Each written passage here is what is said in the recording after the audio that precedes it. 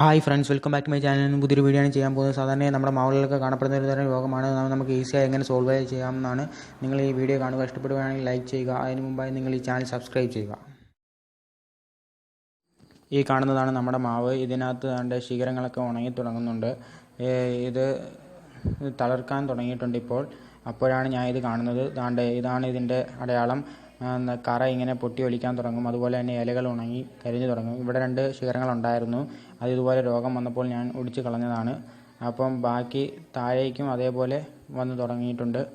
അപ്പോൾ നമുക്കിതിന് പെട്ടെന്നൊരു പരിഹാരം എന്താണെന്നാണ് ഇവിടെ പറയുന്നത്. ഇത് മിക്കവാറും മാവുകളിലൊക്കെ കാണപ്പെടുന്ന ഒരു രോഗം തന്നെയാണ്. തൊലിക്കുള്ളിൽ കീടങ്ങൾ ആക്രമിക്കുമ്പോഴാണ് ഇങ്ങനെ ഉണ്ടാകുന്നത്. ഈ മാവിന് ഞാൻ ഇവിടെ എടുക്കാൻ പോകുന്ന ട്രീറ്റ്മെൻറ്റ് എന്ന് പറഞ്ഞാൽ ഇതാണ്.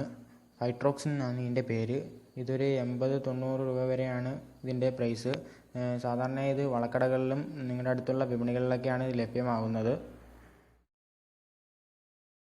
ഞാനിപ്പോൾ ഇത് ഓപ്പൺ ചെയ്യാൻ പോവുകയാണ്. ഇതിൻ്റെ കൂടെ തന്നെ ഒരു യൂസർ മാനുവൽ ഉണ്ട്.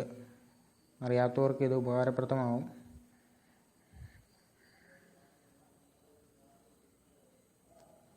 അതുകൊണ്ട് ഇതാണ് സംഭവം. ഇതൊരു പൗഡർ രൂപത്തിലാണ് ഇരിക്കുന്നത്. ആദ്യമായി ഞാനിവിടെ കുറച്ച് വെള്ളം എടുത്തിട്ടുണ്ട്.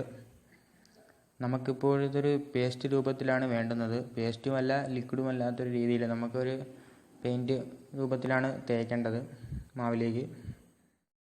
അത് തേക്കുന്നതിന് മുമ്പായി നമുക്ക് ഇവിടേക്കൊന്ന് വൃത്തിയാക്കാം. ഇതിന് മുകളിലുള്ള പൂപ്പലും മറ്റു ഉണങ്ങിയ ഇലകളൊക്കെ ചെത്തിക്കളയേണ്ടതുണ്ട്. അപ്പോൾ നല്ലതായി അത് ഇതിലേക്ക് പിടിക്കും.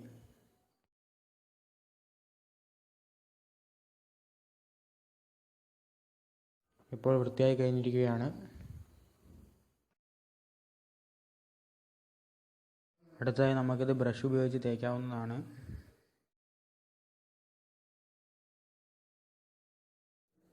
ഇങ്ങനെ കുറേശ്ശെ തേച്ചാൽ മതി. വേസ്റ്റ് ആവാതിരിക്കാൻ മാക്സിമം ശ്രമിക്കണം. ഇത് കുറേശ്ശെ ഇതിലേക്ക് പറ്റി പിടിച്ചോളും. ഇതുപോലെ പതിയെ തേച്ചാൽ മതി.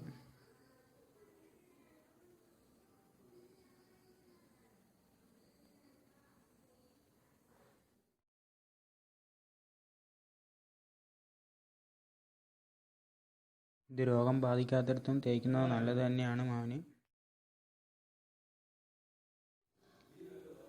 ഇപ്പോൾ നമ്മൾ ഈ ശിഖരത്തിലേക്ക് മരുന്ന് തളിച്ച് കഴിഞ്ഞിരിക്കുകയാണ്. ബാക്കി നമുക്ക് ഇത്രയും കിട്ടിയിട്ടുണ്ട്. അത് നമുക്കിനി 1 ലിറ്ററിന് 4 ഗ്രാം എന്ന അളവിൽ നമുക്ക് ഇലയിലും മറ്റും തളിക്കാവുന്നതാണ്. ഇത് ഇനി രോഗങ്ങൾ വരാതിരിക്കാനും നല്ലൊരു മരുന്ന് തന്നെയാണ്. നിങ്ങൾക്ക് ഈ വീഡിയോ ഇഷ്ടപ്പെട്ടെങ്കിൽ ലൈക്ക് ചെയ്യുക, സബ്സ്ക്രൈബ് ചെയ്യുക, പിന്നെ ബെൽ ഐക്കൺ ക്ലിക്ക് ചെയ്യുക.